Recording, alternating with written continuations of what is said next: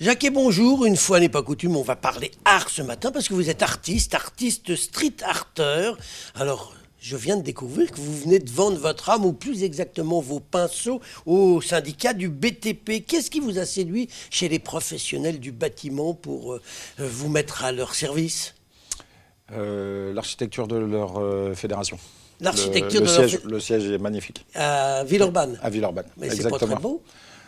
Si, c'est après la beauté, c'est toujours pareil, hein, c'est un peu subjectif. Bon. Mais en tout cas, le bâtiment est magnifique et alors l'accueil a été exceptionnel. Bon, et vous allez faire quoi avec eux? À tel point, j'allais y venir que j'ai été sollicité pour faire une exposition et je leur ai proposé de faire une résidence. C'est-à-dire que je vais m'installer dans l'entrée, dans le hall de cet immeuble Comme ça, vous serez logé à l'œil. d'exception. Oui, entre autres, oui, mais enfin, je ne vais peut-être pas y rester la nuit non plus, hein, même si c'est une belle vocation et que j'aime bien, je ne peux pas m'empêcher de peindre, je vais faire ça toute la journée, et ce, durant un mois. Alors, pendant un mois, ça commence quand? Ça commence le 20 mai. Le Exactement. 20 mai, c'est dans quelques jours. Vous allez peindre tous les jours sous l'œil du public, de tous ceux qui fréquentent cette Exactement, maison. exactement. Alors, vous allez peindre quoi? Eh ben, je vais peindre ce qui va me venir à l'esprit, tout ce qui va m'inspirer. Et notamment, je vais m'inspirer des différents corps de métier de la Fédération Rhône du BTP. Alors, Jacquet, effectivement, je crois que vous avez une spécialité, c'est les baraques de chantier. Vous en avez déjà fait pas mal. Spécialité. Je savais que vous colliez beaucoup d'étiquettes, mais là, non, je n'ai pas de spécialité de baraque de chantier.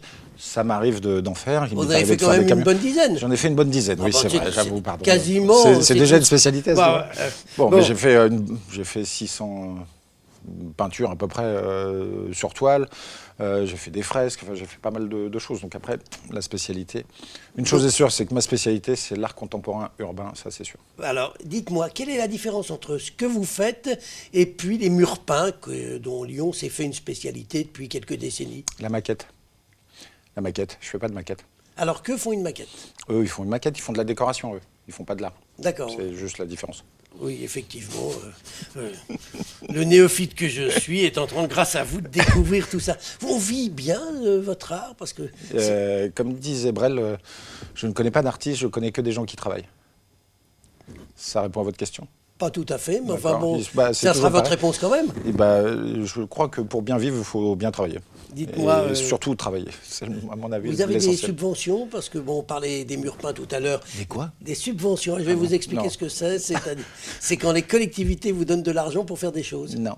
Ben, là, vous êtes subventionné par le BTP. Je ne suis pas subventionné par le BTP, c'est un partenariat. C'est-à-dire qu'ils me laissent leurs locaux et je réalise des choses par rapport à... On fait un échange de bons procédés. Alors vous allez... Je ne suis pas rémunéré pour ça. Je suis rémunéré pour l'art que je vais réaliser, si tant est qu'il plaise. Mais, Et il faut trouver des acheteurs. Exactement. J'imagine que vous en trouvez si vous êtes là ce matin et que vous êtes finalement... J'ai cette chance depuis 20 ans d'avoir des acheteurs qui me trouvent et pas l'inverse. Dites-moi, Jacquet, quand vous allez être au BTP, au siège du BTP, devant lequel vous êtes tombé en pamoison quasiment, le premier objet que vous allez peindre, c'est quoi? Qu'est-ce qui vous inspire? Je pense que vous y avez déjà réfléchi. Les panneaux. Les panneaux? Les panneaux de chantier. Ah, les panneaux de chantier. Les panneaux de signalisation, tous ces panneaux qui partent au recyclage, c'est des panneaux de chantier. Soit dit en passant, j'ai déjà commencé, en fait, pour vous tout avez pris dévoiler. de l'avance? J'ai pris un peu d'avance, j'ai commencé par peindre des casques de chantier. Des casques de chantier. Et Qui sont réformés. Les casques de chantier ont une date de péremption. C'est écrit dessus? Oui, il me semble bien que c'est écrit dessus, mais en tout cas, on m'a donné des casques qui ne pouvaient plus être utilisés pour la sécurité, parce que le plastique, enfin bon, après c'est données techniques, mais pour le coup, j'ai récupéré ces casques et je les ai customisés.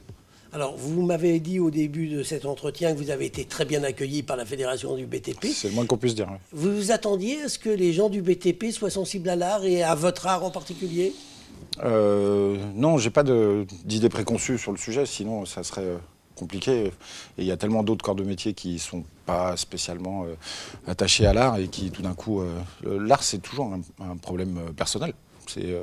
Je suppose que vous, un jour, vous avez eu une rencontre émotionnelle artistique et qu'à partir de là, vous avez changé votre vision par rapport à l'art. Et si c'est pas fait, vous allez l'avoir. Ah ben, je vous remercie de prévoir mon avenir dans votre boule de cristal. Dites-moi, quel regard vous portez sur ce que l'on peut voir parfois dans les rues de Lyon, j'appelle plus ça de l'art, peut-être que j'ai tort, vous allez me le dire, c'est ces barbouilleurs qui nous salissent l'espace public. Ils ont quelque chose à dire, quoi qu'il arrive. Oui.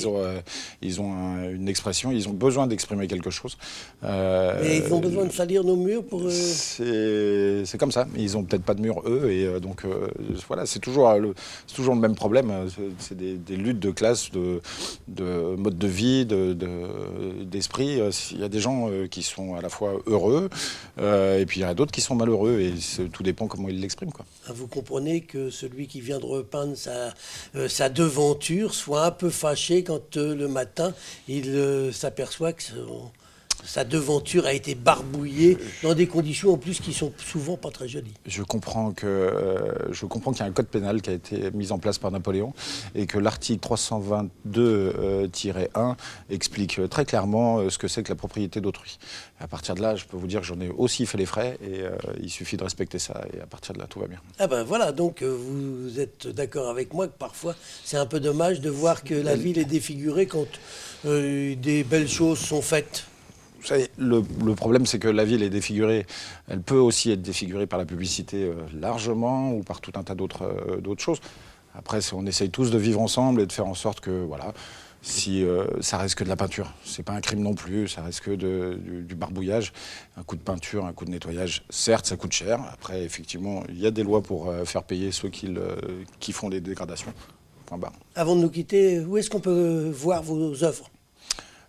Chez moi, il vaut mieux me contacter directement, c'est le plus simple. Alors, une adresse mail ?